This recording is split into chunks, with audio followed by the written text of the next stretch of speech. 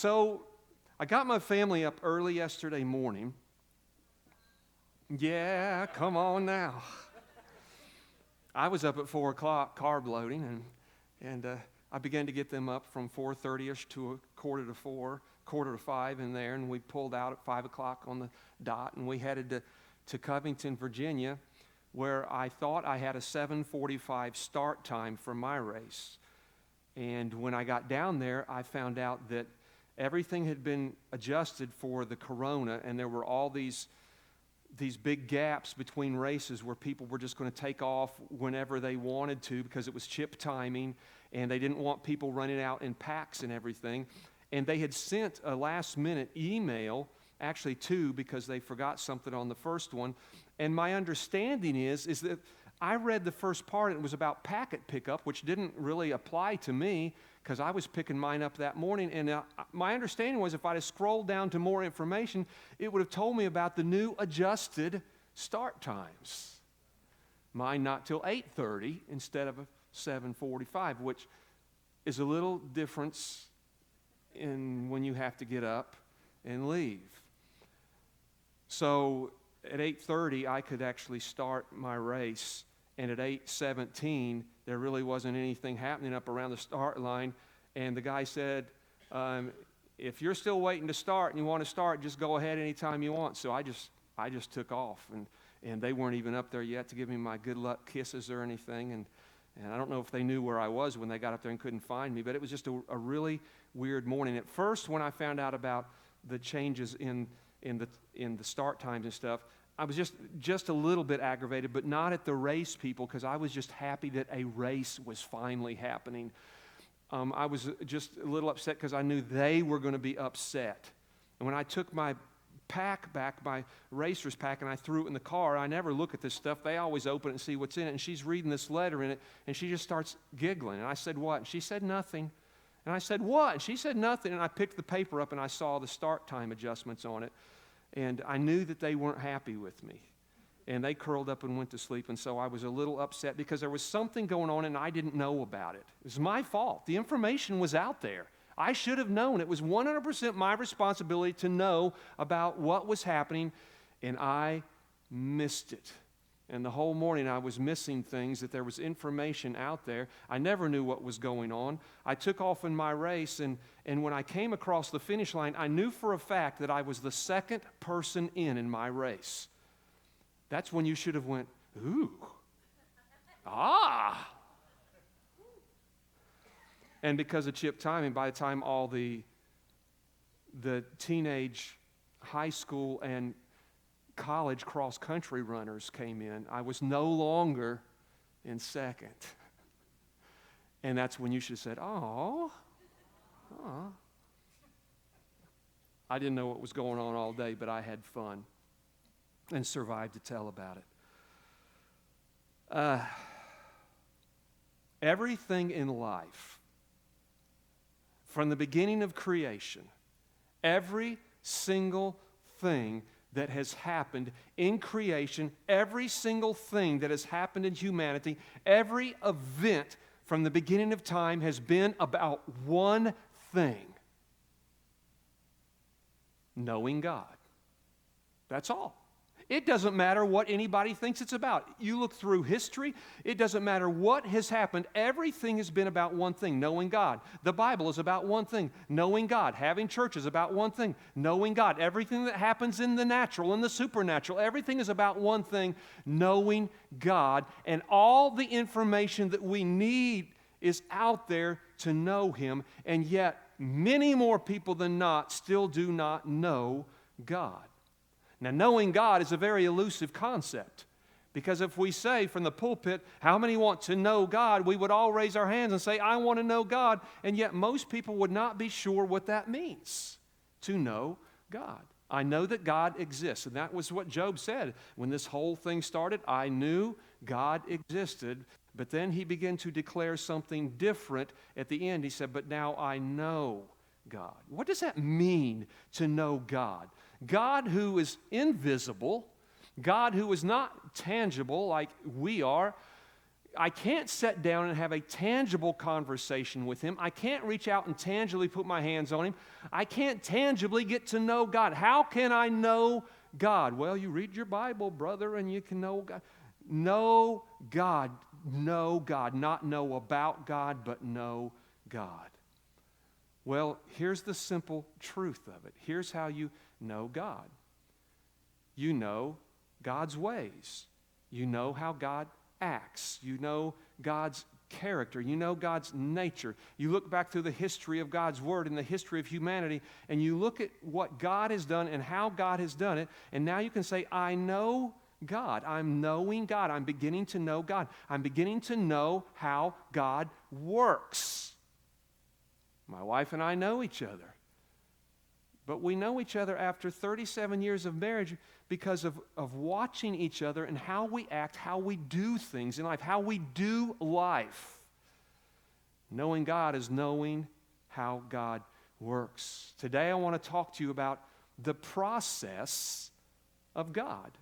And if you can know the process of God, you will, in fact, know God. Know God is understanding inside what makes Him tick and how He works. And if you can understand the process of God, then you can know God. If you do not understand the process of God, you will be exactly where I was at yesterday when I did not know everything I needed to know about that race. And it was stirring stuff in me. I was getting emotional just a little bit. And it's like, okay, I'm a little unsure of what I need to do here. How do I need to adjust?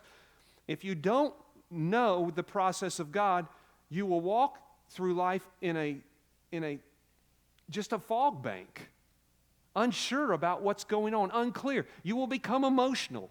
You will experience all kinds of just a vast array of emotions, from anger to confusion and just I don't know what is going on in life. But if you know God, know the process of God, everything changes. Everything changes. Look at this in 2 Corinthians. I want to show you the process of God. Chapter 3. Now the Lord is the Spirit. Can't see the Spirit. Can't touch the Spirit. The Lord is a Spirit. How can I know Him? Well, where the Spirit of the Lord is, there is freedom. Please tell me more, Paul. And we who with unveiled faces all reflect the Lord's glory, or His reputation, or in His character, are being transformed into His likeness with ever-increasing glory, which comes from the Lord, who is the Spirit. The Lord is the Spirit. And where the Lord is, there is freedom. And there's a context of that freedom. It's a freedom from anger and freedom from rage and freedom from confusion and freedom from, I just don't know what's going on here. Freedom from fear we talked about with the men last night.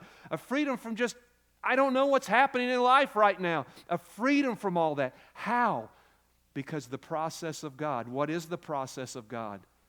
Well, we're being transformed. And within that word, transformed, the word that comes from a word that we've talked about a lot through the years here, the word is metamorpho, where we get our word metamorphosis from.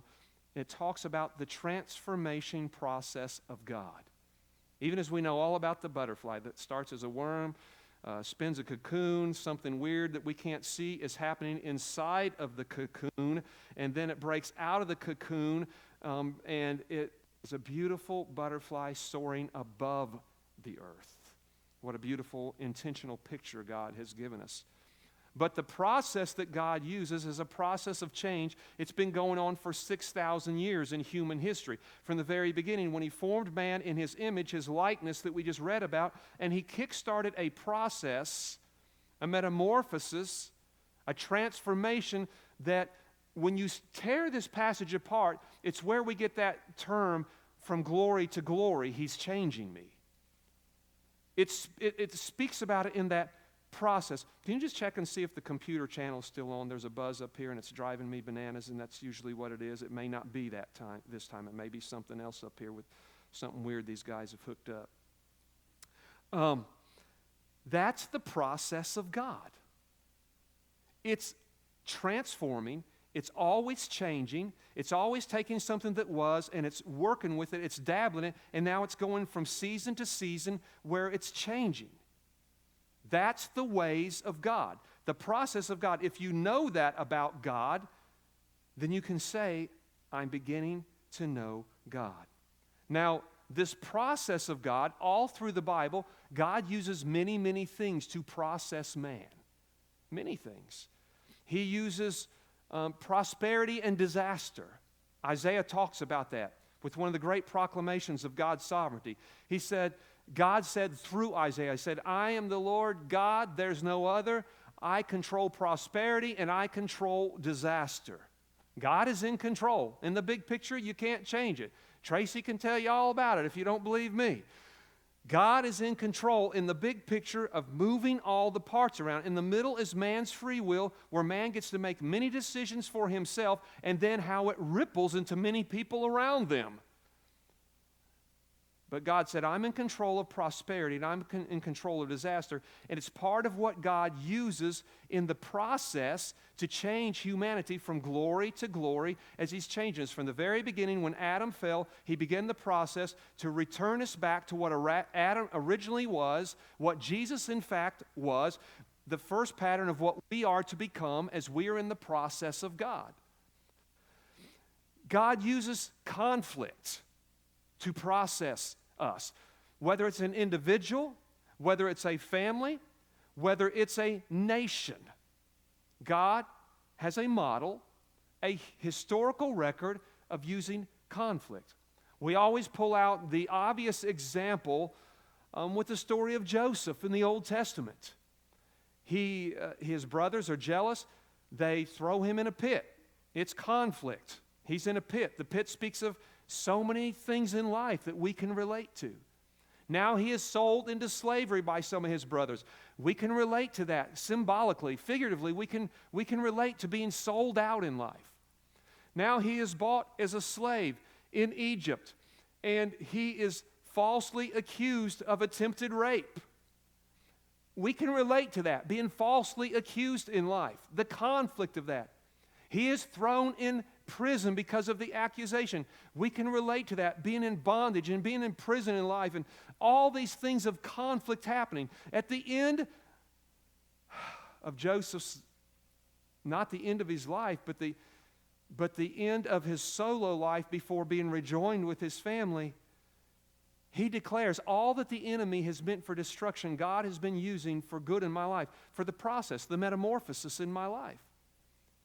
He started out with just a young man with a dream. He ended up being the second highest person in charge in Egypt, only under Pharaoh himself, but he actually was in ways more powerful than Pharaoh, because Pharaoh was a figurehead and Joseph was the one dispersing the wealth of Egypt. But to go, as they say, from the pit to the palace, there was a metamorphosis. There was a transformation. There was a process of God taking place. God uses loss and gain. We see that in the story of Job, who has great gain. Then he goes through great loss. Now he's going through great gain again. At the end, he admits that he has been going through a process of God where he knew about God but did not know God, but now at the end of the process, he in fact does know God. It's the process. Everything is about one thing, knowing God. Every single thing that happens in your life is about one thing, knowing God. And you can only know God through the process of God. God uses frustrations in the process. Romans 8, for the creation was subjected to frustration, not by its own will, but by the will of the one who created them. Why, God, would you do this? Well, he continued saying, in hopes that the sons of God would be made manifest. The manifestation of the sons of God. It's another angle to look at the process, the metamorphosis, the transformation. God uses these things. God used throughout the Bible, God used enemies. He used giants. He used wilderness experiences. He used the desert. God used all kinds of things that were unsavory to the human palate. to process man to one point. I want you to know me. I want you to know me. I want you to know me. We see it throughout human history. We see it throughout biblical history, whether it be an individual like Joseph or an individual like Job, or whether it be a nation like Israel. We watch the transforming process that God would use in Israel, the things that would happen through enemies, and the things that God would allow to happen to that nation to try to turn their hearts to Him. And we see that God is transforming individuals, and God is transforming nations. We watch as God has taken this nation. This is the Sunday that precedes July 4th, and that's why I'm all wrapped in a flag today. I believe that John's going to share some things with us next week that's going to add to this and how we view our nation based on things him and I have talked about this week. So we're going to take 2 Sundays and we're going to celebrate this, since next Sunday's the day after July 4th. But this is the Sunday where I always talk about America and being able to look back, not as much through the filter of individual opinions, but really the realistic history, the bigger picture of history and what has actually happened. Everybody has their ideas and everybody has their opinions, but the reality is the truth still remains. We're not good at that in America anymore. We have never been in a time in America where realities of history have been radically changed for the very purpose of trying to find the truth. And that's the irony in it. We're trying to expose the truth. Well, here's what this monument really means, and here's what that person really did. When the fact is, if you look at the small picture of some of these things, everybody, most people, a lot of people are right in what they're saying. But then when you pull back to the bigger picture again, that includes sovereign God, the process of God, the transformation, the metamorphosis of a nation, suddenly it changes, radically changes how you view every little symbol in American culture. Suddenly what was so offensive and something that we just said, well, I don't like that anymore. I don't like what that stands for. Suddenly when we pull back from our very tiny boxes that we all live in America, and we start seeing the big picture, and the big picture is never the big picture unless it's from God's view. And suddenly we begin to see God's fingerprints over individuals. We see God's fingerprints over cultures. We see God's fingerprints over nations. And things that we were now complaining about and crying about, suddenly we are forced to stand back and say, praise be to the Almighty, sovereign God, as He processes humanity towards knowing Him.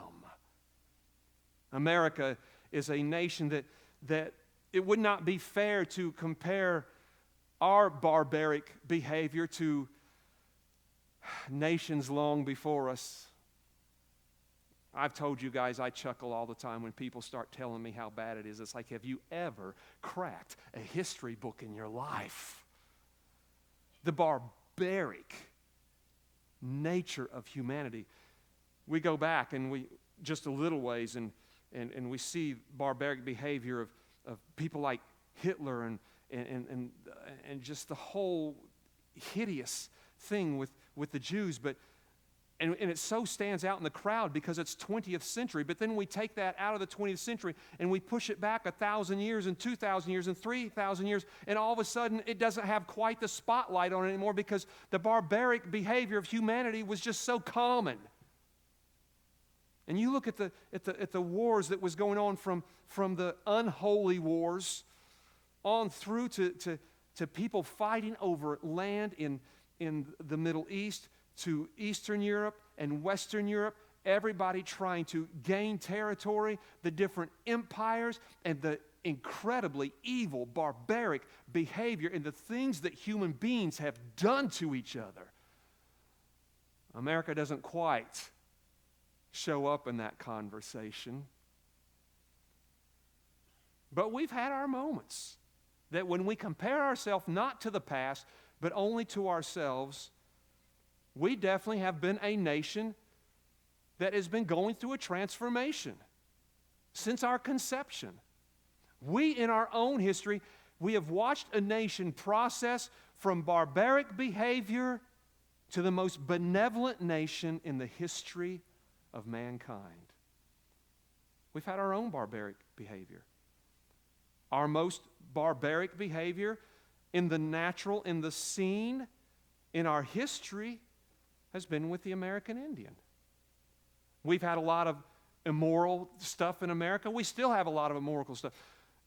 A lot of our stuff is just where it's an immorality that we really see as inequality battles, whether it be with race or with gender. It's battles that now we see concerning politics and just the many, many things that divide us and the ugliness that it brings out in humanity. But most of what we have battled in America goes into the category of immoral. But we do have that really one bad blip on the radar of barbaric, because with the American Indian, it got barbaric as a nation. But we're a nation that's went through our processes. We are not even remotely taking the last 60 days out of the equation where unrest has driven us to places in the name of good, but driving us to places of bad that we didn't even know we were capable of. But I'm here to tell you it's okay, because the stuff on the bottom of the bucket's got to get stirred up before it can be skimmed off the top. So it's okay. Everybody likes the cause in America right now. Everybody was on board with the original cause. We see immorality in America and injustice in America, and polls show that America was on board. It's time to change some things. But as we so often do, we find a great cause and we start inserting terrible approaches to it that just makes things worse than it was. But all is not lost. Again, what's on the bottom of the bucket's got to get stirred up to the top. God's got a plan.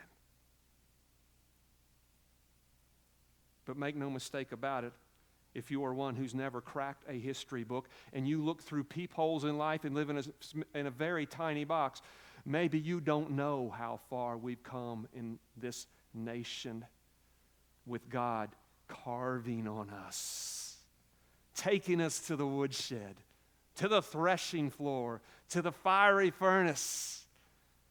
God has had us in transformation. There is no way about it. God does not love America more than any other nation, not even close. It would be insane to even have that conversation.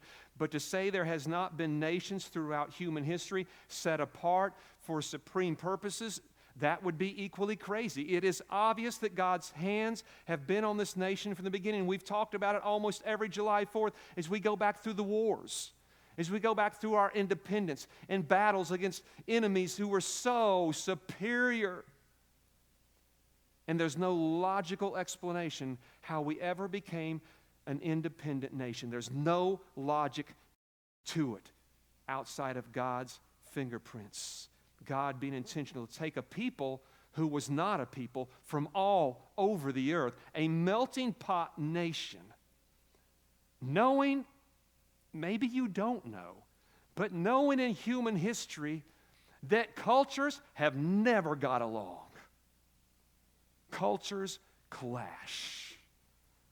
Prejudice is nothing new. Racism is something new. You will not even find racism in America that's ever even come close to measuring up to what was going on between Jew and Gentile. It's nothing new to God. It's part of the process, though, to stir things up, to weed things out, to insert a nation into a furnace where the crud gets burned out and the gold is refined. I've shared with you guys the many stories of even just our 20th century. Our 20th century history is our history. A little bit of 21st century history. We don't know what's happened yet in this century where the verdict's still out. But we have our 20th century, and that's what we relate to the most. We don't relate to American Revolution and to the Civil War and to the 50 other wars that happened through all that time. We relate to our time. And we talk so much about the process of God that we've seen in America. I've shared with you guys before how that I wanted so desperately, I wanted Hannah to do one more social studies project. Well, to be very clear, I wanted to do a social studies project. I needed a puppet. I was ready to be Geppetto. I would put it all together. I would write her speech. She would only need to memorize it. Because I tell you, my thrust in life is the kingdom of God. It's what keeps me going. But underneath that, there is the tangibles of how it is played out. And I so desperately need to see people how the kingdom of God has been playing out in human history. And I'm telling you, very few people seemingly can see it. We are so blind. We live in such tiny little boxes. I am blown away when I look at just American history in my day and time. The process of God. Going back even into that 19th century. Into the times where we're trying to find our bearings.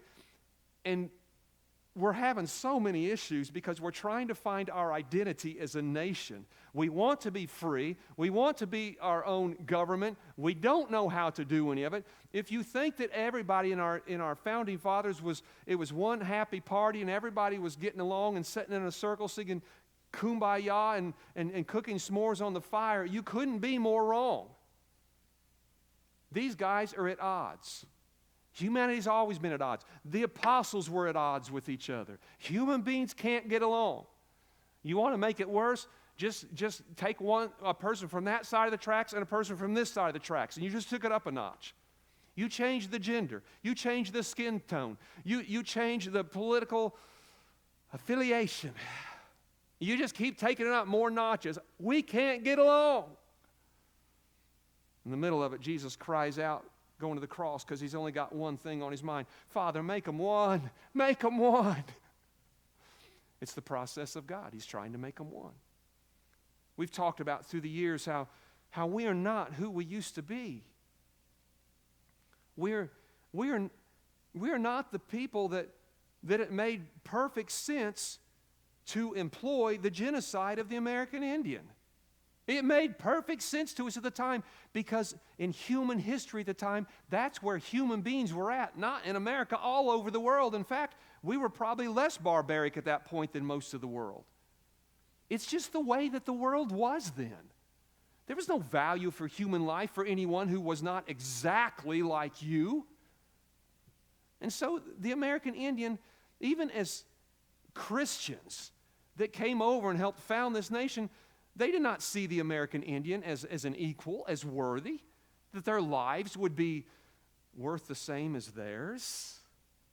So the genocide of the American Indian was a no-brainer. Let's clean house. Let's kill them all out. Let's press them all into little pockets of the country where the environment is not any place we'd want to live anyway. We'll build places for them to live there. And it made perfect sense at the time. We are not even remotely those people anymore. The project I wanted Hannah to do was the moralizing of America, because I don't ever hear anybody talk about it. And I think everybody's blind. I don't know how people can miss it. We're not the same people that battled in a civil war. And I know everybody tries now to make that about so many different things. Well, it was about succeeding from the Union. They didn't want the South to succeed from the Union. Yes, but why did the South want to succeed from the Union? Well, it was about trade and bartering, and it was about economy. Stop it. It was more about slavery than any single thing, and stop trying to make it something different. But you know what God did in America through the process? After thousands of years where slavery was the norm in humanity, for the first time in thousands of years, a culture stood up and said, this is wrong. This is immoral. God was processing a nation because God wanted to use a nation to evangelize the world. How can you evangelize a world if you don't get your crap together a little bit. It's not who we are anymore. It's not who we are. I know that it's sensitive stuff, and I try to be so careful around the old World War II veterans. There's not many left now. When I was younger, they were everywhere, and it's sad to see that part of the generation dying off. You really feel that hole left in our culture, and I try to be sensitive to it because I understand the big picture that when we dropped nuclear bombs on Japanese cities, I understand that at the time, the way that we were looking at it as this is going to destroy hundreds of thousands of lives, but it could, in fact, save millions in the long run. I get that. I understand that, and if I was there with them, I probably would have been seeing it exactly how they were seeing it, that in the big picture, it's the lesser of the two evils. I get it. But you know what? That's not who we are anymore. We would never consider doing that. We would never in a second consider wiping out hundreds of thousands of civilian lives to save military lives. We don't even know how to think like that anymore. It's the process of God. The process of God. We're a nation now that we battle still immorality. And a lot of it's still revolving around equality, equal rights. We have our problems. It's not barbaric behavior, but it is immoral. And we don't know how to approach it in the process yet, where it's functional instead of dysfunctional, and where it's helping to unite instead of further dividing. We haven't got a handle on this yet. And the reason is because we now have come to a place where we have disdain for the voice of God in America. Everybody's so mad, everybody is so angry and so upset. Everybody picking at each other and throwing gas on the fire, and everyone is just so upset now that they even get upset when a man or a woman of God steps in the middle of it and says, "Thus saith the Lord." I told you guys, I'm going to be the angel at Bochum in this thing. I don't care who likes it, who doesn't like it. I'm not on your side. I'm not on your side. I'm on the Lord's side because God has a completely different voice in this thing. And God's voice will resonate not out of the moment where something has happened and we're all shocked. What has happened here? It's just unraveling. God, who is eternal, has been monitoring the situation before the situation ever existed. He's speaking into it through the filter of His sovereignty, His divine providence, and through who He is as God, with a process that's taking us from glory to glory. God is changing us from glory to glory. My gosh, I think about just in church history. I love church history. I love talking about church history. Most of church history till almost up to this moment was a dysfunctional mess. Squabbling and fighting and nobody getting along and wars in the name of God and just dysfunctional stuff. It's really only been in our lifetime, really the last 20, 30, 35 years at the most, if that there has been a fresh reformation taking place in the body of Christ, where suddenly we're getting turned on to the grace of God. The knowledge of having relationship with God. Things that you hear all the time. You've never heard anything but that here. You may think that that's the same old, same old. That's new stuff, baby. Talking about the kingdom of God is at hand and not just going off to heaven someday. That's new. The body of Christ has a long way to go, but we are more refined in this moment than we've ever been by far in 2,000 years of church history. We're in the process of God. The process of God. We still have immoral things that we're dealing with that we see all around us right now. And we still have some barbaric behavior in America too. Maybe you haven't seen the video. Maybe you run and you hide. Maybe you have excused it. Maybe you have interjected so much carnal logic that you're okay with it. But I have seen the videos of a baby being destroyed and sucked out of a mother's womb. You want to talk about barbaric behavior in America? People better stop telling me, well, forget that. We got to focus on this right now. I'm telling you, till you get that right, we're going to struggle with everything.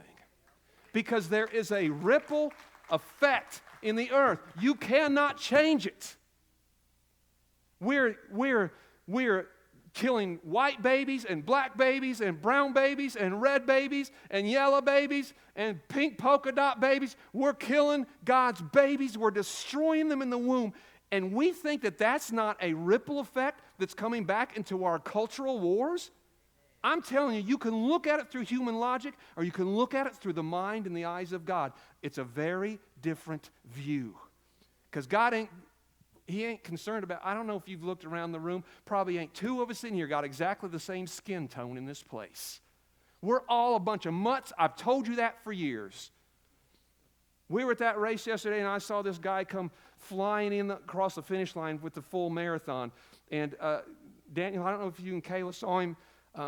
He was African looking, but not the Ethiopian look. Because, different African countries have very specific skeletal features. And he had a different look, like with a pointy nose and features that was different. But you could tell he was African because he was so dark, just so dark. And usually I pull people out like that because I'm curious, where are you from and what you're doing over here? And can you speak enough English for us to have a conversation? Because I want to know everything about you. And I didn't yesterday because I felt like I had to pack my family up and get them out of there before they killed me. But, yeah, we have a few visitors that come here from other places that probably are thoroughbreds, purebreds, whatever. That ain't your average American. We're all a bunch of mutts. All of us. Yeah, back in the Civil War, man, we were integrated and playing whoopee with whoever, and God made a brand new race, a brand new culture in this nation. And I'm sorry that we can't see that. I'm sorry that we can't see each other the same and have value and worth. But I also want you to know there is a process of God that has been taking place, is taking place, will continue to take place. And we have to make sure that however we're dabbling with it, that we're being used of the Holy Spirit, being the hands and the voice of God, and not setting it back. There's a process of God. I want to give you 3 quick things. I want to explain the process of God and how it works through change, the metamorphic transformation of God. And they all start with A, so it's going to be so easy. I'm really learning how to do this. Here's how the process of God works. The first thing that God changes is our attitudes. Look at this in Romans 12, chapter 1 and 2. Therefore, I urge you, brothers, in view of God's mercy. America, ain't nobody seen God's mercy like us. I urge you, in view of God's mercy, to offer your bodies as living sacrifices, holy and pleasing to God. This is your spiritual act of worship. Do not conform any longer to the pattern of this world, but be transformed by the renewing of your mind. Then you will be able to test and approve what God's will is, His good, pleasing, and perfect will. The reason that everyone is falling apart out there, including preachers, including churches, including people that should know better, is because they don't know what God's will is and how to approach this thing, because our minds are just a wreck right now. Look at Ephesians chapter 4. You were taught with regard to your former way of life to put off your old self, which is being corrupted by its deceitful desires, and to be made new in the attitude of your minds, and to put on the new self, the new man, created to be like God in true righteousness and holiness. The first step in the process of God in changing humanity, changing cultures, changing individuals, is to change their attitude. The attitude, it speaks of mindsets, how we think. That attitude, we're thinking, well, he's got a good attitude, a bad attitude, he's happy, he's mad. The attitude is the expression of the mindset. That word, don't be misled by that word. That word should be mindset. We need new mindsets. The only mindset that's going to work is the mind of Christ, I'm just telling you. the context of what Paul is saying is not, well, you just need a new mindset. Get a different one. Whichever. Just go pick one. No, he's being very specific. We need to be like Christ, he said in Philippians. He made it very, very clear. The new mindset you need to take is that of Christ. Well, the mindset of Christ is different than our mindsets. He doesn't look at things the way we do. I told the guys last night, I said, every one of us needs to go back out and get some WWJD bracelets and put back on. Because I don't think anyone's operating in that regard anymore. We're all wanting what's right for us and what's fair for us and what we all call justice, which has got a million different interpretations now. What about the attitude, the mindset of Christ? Who being in the very nature was God, humbled himself, took on the nature of a servant. What about that for an attitude? What about that as a mindset? Instead of that we start our cry for justice in America, all these political wars, what if we start with learning how to get back down and wash somebody's feet? That's Jesus' attitude. The process begins with a new attitude, the attitude of Christ. The process moves from a new attitude now to a new action. How many's ever read the book of Acts? Acts is short for actions. The book is literally referred to in the older days as the actions of the church. It got shortened to Acts. This is the acts, the actions of people who have a new mindset. The book of Acts is filled with a diversity of people. It starts on the day of Pentecost because at that great festival, people were coming from all over to celebrate, and there were all kinds of languages being represented, all kinds of cultures and all kinds of races. It is not a coincidence that the day of Pentecost took, with the pouring out of God's Spirit, took place in that setting, in that scene, on that day, with such a hodgepodge, melting pot, diversity of people. And the Spirit comes, and the Spirit does the polar opposite of what happened at the Tower of Babel, where people separated because of their languages, which meant they went their own different ways, became different cultures, and they were separated. And now on the day of Pentecost, all these cultures just happen to be back in this one place. The Spirit of God is poured out. It baptizes them, and all of a sudden we see God reversing what happened as he brings cultures together. And the book of Acts is filled with people, if you've read the stories, from all over the place, and suddenly they're back together. They're learning how to work together. They're learning how to serve each other. They're sharing their food with each other. Whatever God has blessed them with, they're blessing other people. It's an amazing book, and it's easy to miss the big picture of what's happening in that book. The actions of the saints, the actions of those with a new attitude. It's a powerful, powerful book. It's a book that takes place within the framework of a generation in that part of the world that was polarized by prejudice and racism. And yet it's where God poured his Spirit out. For where the Spirit of God is, there is liberty. And they found the freedom to begin to look at each other through God's eyes and to begin to unify as a church. The process of God revolves a change of attitude. The process of God involves a change of action. And last of all, the beauty that God's trying to get us to is the process of God brings about a change of authority. Look at Luke 10. This is people that Jesus had spent time with, 72. He spent time talking with them, teaching them, and developing a new attitude, a new mindset. Then he pushed them out into a new action they'd never been involved in, going out and spreading the gospel, healing the sick, doing all kinds of stuff. The 72 returned to Jesus with joy and said, "Lord, even the demons submit to us in your name." And Jesus replied, "Yeah, I saw Satan fall like lightning from heaven. I saw it, guys.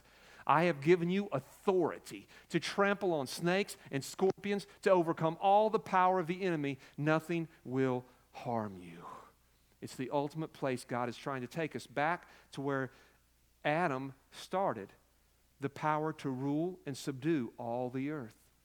We're so busy squabbling, trying to get along right now because of stupid, superficial differences. And God's trying to drive us into a process beyond the natural into a supernatural authority where the demons bow.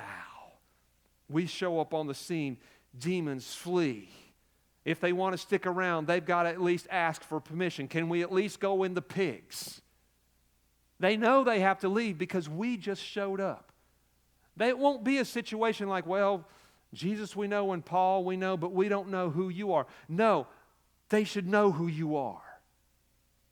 The winds, the waves, the natural, the supernatural, submissive to the very authority through a common Joe Christian who only wears one identity now.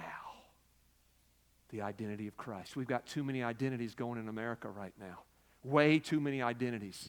And we are propagating the mindsets in America that we should be so proud of our identity and so proud of our cultures and so proud we're coming. Baby, did you have anything at all to do with that? How many of you guys were involved in the decision process of where you were born and when you were going to be born and who your mom and your daddy were going to be and what color your skin was going to be and if you were going to be born in a poor place or in a prosperous place? How many of you guys had any involvement at all in that decision making? I'll tell you who did. God in Acts 17 said, for every person that's ever been born, there is an exact time and an exact place that God has put them. You are who you are by God's design. You are in the Baskin-Robbins ice cream parlor, and you are the flavor that God chose you to be, and we celebrate that. But there's no pride in any of that for anybody. It was the whole, I've told you, man, I've studied this man's life, and I'm not just talking about Jesus now. I've studied Hitler's life probably about as much as anyone you're going to personally meet, because I am amazed how that Pied Piper did what he did. There's no logic to it. You know how he did it? One little tool. He hyper-stimulated nationalism pride.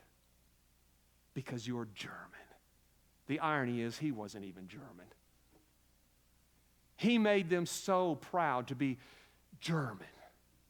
They were better than everybody else. They were the race, their skin color, their minds, they were smarter than everybody else.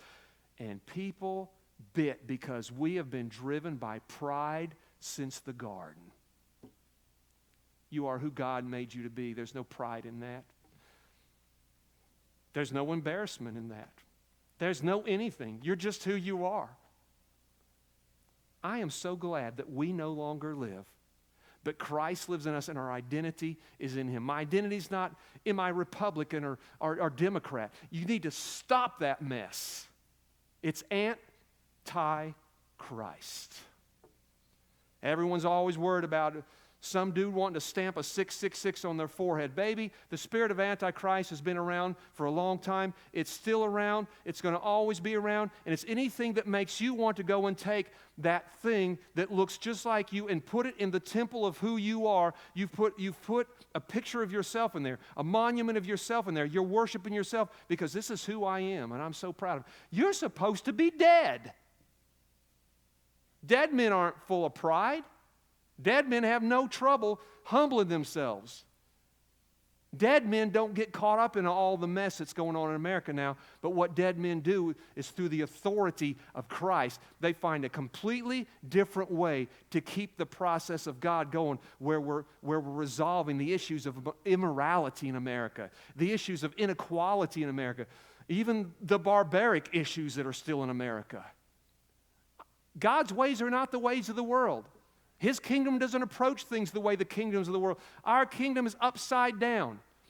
We approach our kingdom through humility, through love, through serving each other, through if someone smacks us in the cheek, we turn the other cheek. Doesn't mean we don't stand up and protect our families. It doesn't mean that we are not proactive in the right places at the right time. I'm for anyone who wants to be proactive in the right godly way right now because God's going to be using some of that. He absolutely is. The church needs to have a voice right now, but the church's voice needs to be a different sounding voice than the world's voice. I can't address America today. I can only address you. I don't know how much that's going to fix anything. But I know we need to be accountable for our own lives. The Holy Spirit must be our teacher, Cornerstone Family Church. The Holy Spirit must be our teacher. Because where the Spirit of God is, there is liberty. And we need liberty in America right now. Do not let the world and its concepts begin to invade you and anger you. Do not be led by the conceptions and the attitudes and the mindsets of people who have narrow views and are just coming from one angle. I want to challenge you guys to pray the effectual, fervent prayer of the church over our nation like you never have before. Not asking for very specific things. God, help this group or help that group and help them to see this and slap them around and wake them up over. Man, we need to cry out and we need to, if you don't know how to pray, let the Spirit of God pray through you if it's nothing but groanings that can't be uttered. I'm telling you, we've got to learn how to pray right now. We've got to learn how to respond to each other right now. And we say it so well, but maybe for the first time in a long time, we're going to learn how to be Jesus to each other. A man who had no sin, but he laid himself down on that cross and was crucified for the sins of others. And I think we've got a ways to go to get to that point.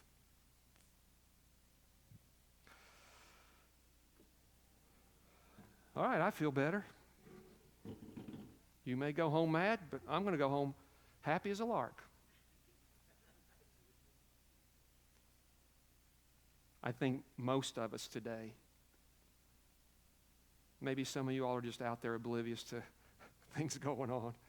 I think most of us in this room today have had a heavy heart the last few weeks. We love our nation. We love our country. I have been so encouraged by polls that have been taken by secular entities that I even see as biased in ways that I wouldn't even know if I could trust them or not. But the results of America, I know that the loudest voices sometimes are the only voices we hear, but I want you to know the loudest voices in America do not represent the majority. Poll after poll has been showing that for the most part, America is on the same page with what she wants. We want equality. We want everyone to get along. We want prosperity in our nation. We want that good hometown thing of just everybody serving each other and looking out for each other. We want to be a nation that enjoys our diversity. That's what most Americans want that. And there are a few groups out there that's messing it up and just skewing everybody's vision on this thing. But we all want the same thing, and that's why America has a very heavy heart right now, because we're really wanting the same thing. But honestly, to God, we don't know how to get there.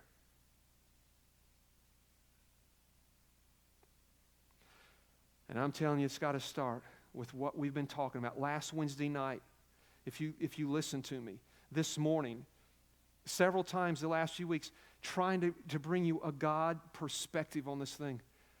We got to humble ourselves. We've got to approach this thing through a grace covenant, guys. We've got to learn to forgive each other's sins, cast them in the sea of forgetfulness, stop trumping up things that happened before any of us were ever born. It is anti-Christ because it's anti-grace, anti-new covenant to do that. We got to start where we are, with who we are, being where God placed us, who God made us to be, and we've got to learn to look at each other through the eyes of Christ. I don't care if it's color, gender, political affiliation, and we've got to learn to do what we talk about all the time and love each other. I know it's easier said than done, but it's doable, or He would have never asked us to do it. Without breathing on each other, accepting only the breath of God, stand to your feet.